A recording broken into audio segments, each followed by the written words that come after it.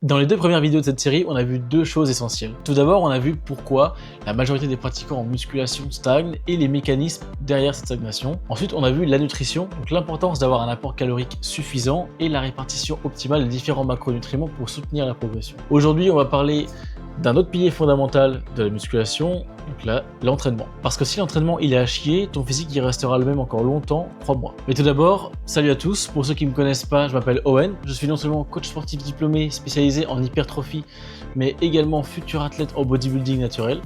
Donc si tu veux avoir accès à mes meilleurs conseils et suivre ma préparation physique de plus près, tu peux t'abonner à mon Instagram qui s'affiche en bas de la vidéo. Et si tu vas à la salle depuis 2, 3, 4 ans, mais que depuis quelques mois ton physique n'évolue plus, tu peux réserver ton appel gratuit avec moi en cliquant sur le lien dans la description. On voit ensemble ce qui bloque chez toi pour trouver des solutions rapides à mettre en place et voir si tu es potentiellement éligible à mon accompagnement. Et tu peux voir les résultats à l'écran de ceux qui m'ont fait confiance et qui ont atteint leur objectif avec moi. Pour comprendre comment progresser, il faut comprendre le rôle de l'entraînement. L'entraînement n'est pas ce qui construit le muscle. Il est juste là pour créer un stimulus suffisant, d'accord, de par l'accumulation du stress mécanique appliqué à tes muscles pendant les séances. Ensuite, pendant la récupération avec une nutrition adaptée, c'est là que les adaptations se produisent. Mais pour que ton corps s'adapte, il faut que le stimulus soit suffisant et progressif. Donc le principe fondamental de la musculation, c'est la surcharge progressive, d'accord? J'en ai déjà parlé. J'ai déjà fait une vidéo là-dessus pour savoir comment la mettre en pratique, d'accord? Donc si tu l'as pas encore vu, tu as juste à cliquer ici.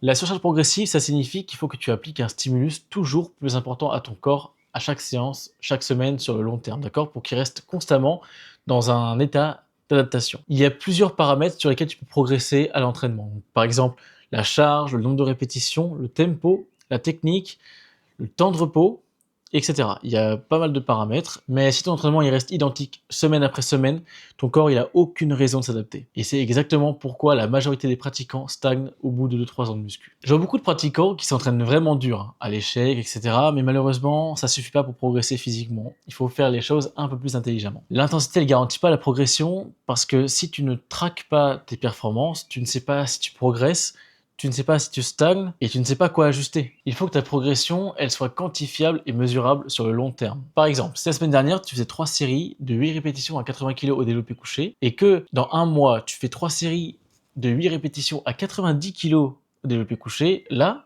tu as progressé. C'est ce type d'évolution progressive qui construit du muscle sur le long terme. Encore une fois, si tu veux savoir comment appliquer cette surcharge correctement et intelligemment, je te laisse aller voir la vidéo. Pour progresser intelligemment, il y a 3 variables importantes à prendre en compte lorsqu'on structure un programme d'entraînement. Le premier, c'est le volume. Le volume, il correspond à la quantité de travail effectif, d'accord? Donc sans les séries d'échauffement. Ce n'est pas nombre de séries fois nombre de répétitions fois la charge comme tu peux l'entendre partout. Le vrai volume, c'est ce qui se rapproche le plus possible du réel stress mécanique appliqué à tes muscles. Donc, c'est plutôt le nombre de répétitions que tu as fait proche de l'échec fois le nombre de séries, fois la charge, fois l'amplitude. L'amplitude, très important, et personne ne la prend en compte. Pourtant, c'est un des facteurs primordiaux à prendre en compte dans le calcul du volume. Pour le volume, à savoir qu'il est possible de progresser entre 5 et 30 séries par groupe musculaire, d'accord, par semaine. Bien sûr, c'est irréaliste de faire 30 séries par groupe musculaire par semaine. Vous allez passer 5 heures à la salle sur 6 séances, c'est impossible, c'est pas tankable sur le long terme, d'accord? Vous allez jamais pouvoir récupérer, surtout si vous faites des séries intenses. Pour savoir exactement le volume dont tu peux récupérer correctement par semaine, il y a plusieurs paramètres à prendre en compte, comme le nombre de séances, la durée des séances, ta capacité à t'entraîner proche de l'échec et tes points forts, tes points faibles. Pour ça, j'ai fait une vidéo qui t'explique exactement comment déterminer ton volume d'entraînement parfait, donc si tu veux la voir, t'as juste à cliquer ici. La deuxième variable importante, c'est la fréquence. La fréquence, elle correspond au nombre de fois où tu entraînes le muscle par semaine. Et en me basant sur la littérature scientifique et ma propre expérience, entraîner chaque groupe musculaire 2 fois par semaine minimum, c'est vraiment ce qu'il y a de plus optimal. Pourquoi? C'est parce que vous allez solliciter la synthèse des protéines musculaires du coup 2 fois plus. Et en plus, vous allez pouvoir séparer votre volume global par groupe musculaire, d'accord? Et grâce à ça, vous allez pouvoir avoir au final des meilleures performances à la semaine sur les exercices d'un même groupe musculaire. Parce que si vous faites 2 fois 2 exercices, sur les pectoraux par exemple, vous allez avoir des meilleures performances en séparant les 4 exercices que si vous faisiez les 4 exercices d'affilée dans une même séance. D'accord? Ça va de soi.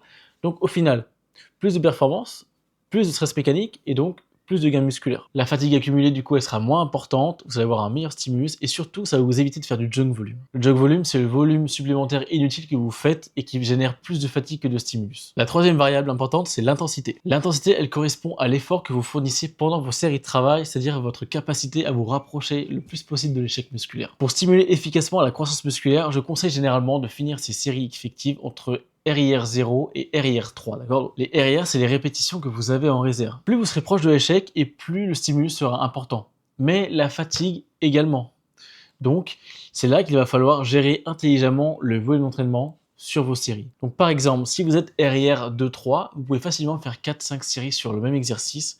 Par contre, si vous êtes RIR 0-1, vous pouvez réduire le nombre de séries pour obtenir un volume de répétition stimulante équivalent et ne pas générer trop de fatigue. Si jamais tu arrêtes tes séries trop loin de l'échec musculaire, c'est une série d'échauffement, d'accord? Parce que le stimulus, il sera largement insuffisant et tu ne construiras pas de nouveaux tissus musculaires. Et si tu vas à l'échec total à chaque série, pour le coup, là, certes, tu auras un bon stimulus, mais ta fatigue va être extrêmement élevée et ce sera très difficile de récupérer. L'objectif est de trouver l'équilibre qui te convient le plus grâce à l'utilisation intelligente des RIR. Quand on combine ces trois éléments parfaitement, donc intensité, volume, fréquence, on obtient un programme structuré. Un bon programme, ça te permet de savoir quoi faire à chaque séance, d'accord, et de pouvoir trouver des exercices de substitution si nécessaire, de suivre ta progression en quantifiant tes performances séance après séance, et d'éviter l'entraînement au hasard et de savoir exactement pourquoi tu fais les choses, d'accord?